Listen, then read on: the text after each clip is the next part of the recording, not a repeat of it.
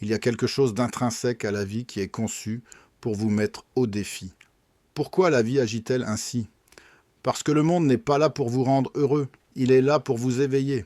Quand quelque chose tourne mal, quand un obstacle surgit ou qu'une limitation apparaît dans votre vie, ce n'est pas une erreur, c'est une fonction nécessaire. Nous devons comprendre que les choses ne restent jamais parfaites ni en ordre très longtemps.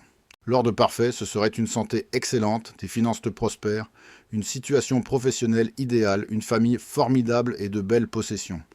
Tout irait bien, jusqu'au mobilier de votre maison qui serait parfaitement agencé.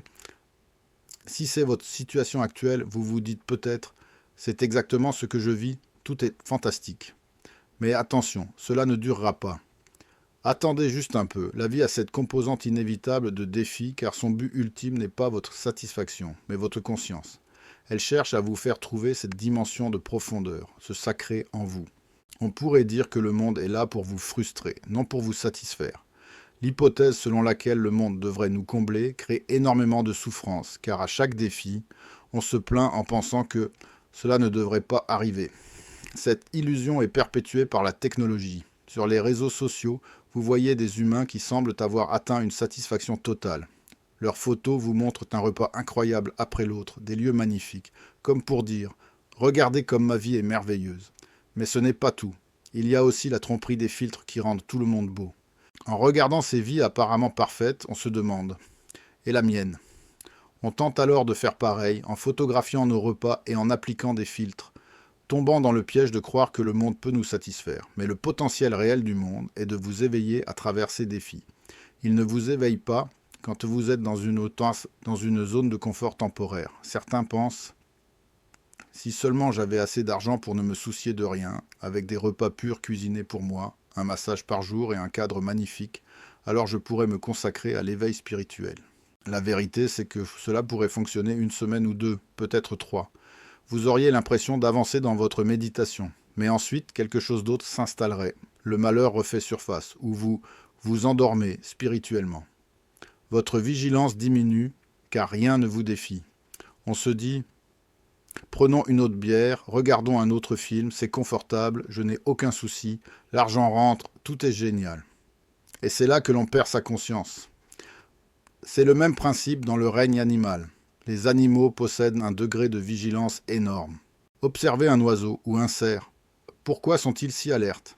Parce que s'ils ne l'étaient pas, ils ne seraient plus en vie. Même dans des endroits où ils sont plus confiants, leurs oreilles bougent au moindre son, détectant une brindille craquer à 1 kilomètre. Face à un danger potentiel, un cerf peut rester totalement immobile pendant plusieurs minutes, se fondant avec les arbres. Ils ne sont pas dans une zone de confort, ils doivent survivre. Chaque forme de vie est continuellement défiée et c'est à travers ces défis qu'évolue la conscience. Les humains vivent la même chose à un autre niveau. Rappelez-vous, le monde remplit parfaitement sa fonction. La prochaine fois que vous serez mis au défi, dites-vous que le monde fait exactement ce qu'il doit faire pour vous éveiller. Jusqu'à un certain point, ces défis produisent du malheur et créent une personne malheureuse.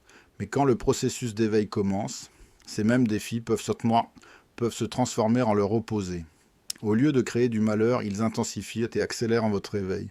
Au lieu de réagir avec votre vieil ego inconscient face à une personne difficile ou une situation complexe, vous entrez dans un état de présence connectée. Prenons l'exemple d'une épreuve de santé majeure. Imaginez qu'après un examen médical pour un problème physique, on vous annonce un diagnostic de cancer. C'est un défi absolu.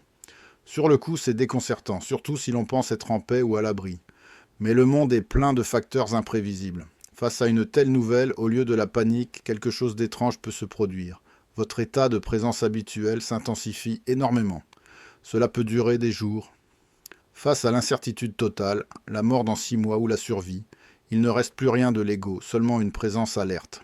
Dans cet état, on peut s'asseoir dans une chambre et trouver l'instant simplement merveilleux. On est prêt à partir à tout moment, mais aussi prêt à guérir.